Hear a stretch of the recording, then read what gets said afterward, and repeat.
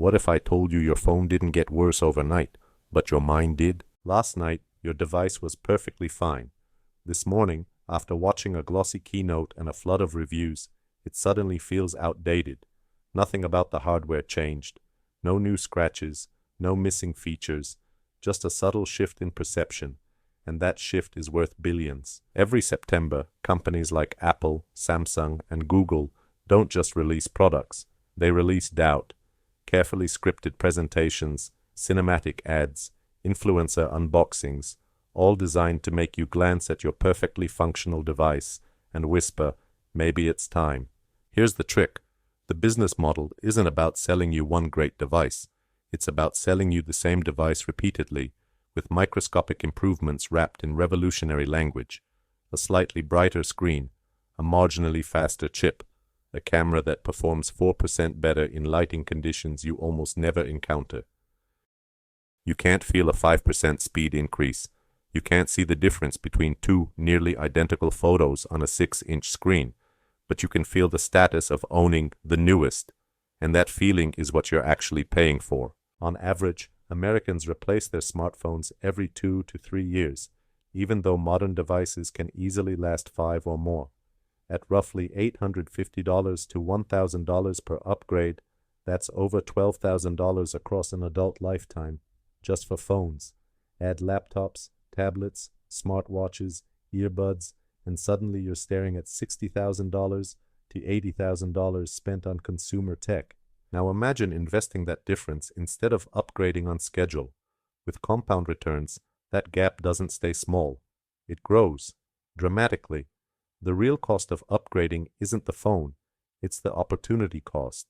In 2017, Apple admitted to slowing older iPhones to manage aging batteries, resulting in a $500 million settlement. That moment confirmed what many suspected. Performance decline isn't always accidental. Even without deliberate throttling, new operating systems demand more memory and processing power. Older devices technically support the update, but run it less smoothly. Lag increases, batteries drain faster, apps crash more often. The device feels tired. Then there's hardware design, sealed batteries, proprietary screws, expensive official repairs.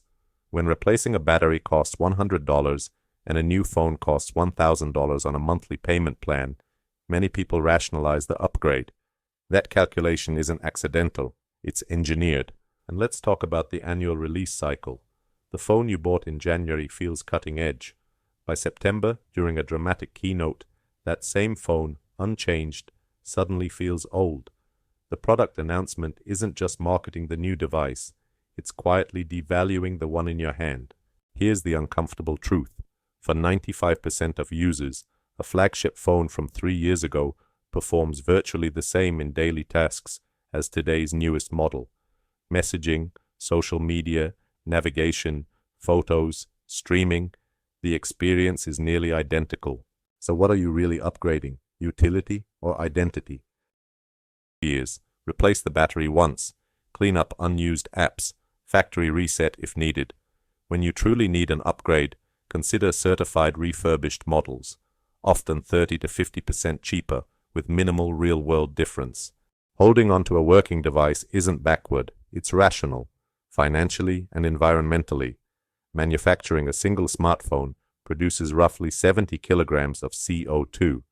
Most of a device's carbon footprint comes from production, not usage. Every unnecessary upgrade carries a hidden environmental price. You are not behind. You are being told you are behind by companies that profit when you believe it. The next time a keynote ends and you feel that familiar itch, pause. Ask yourself, did my device stop serving me? Or did someone spend millions convincing me it did? If this changed the way you see your next upgrade, hit like, subscribe, and share this with someone who's already browsing the Buy Now page.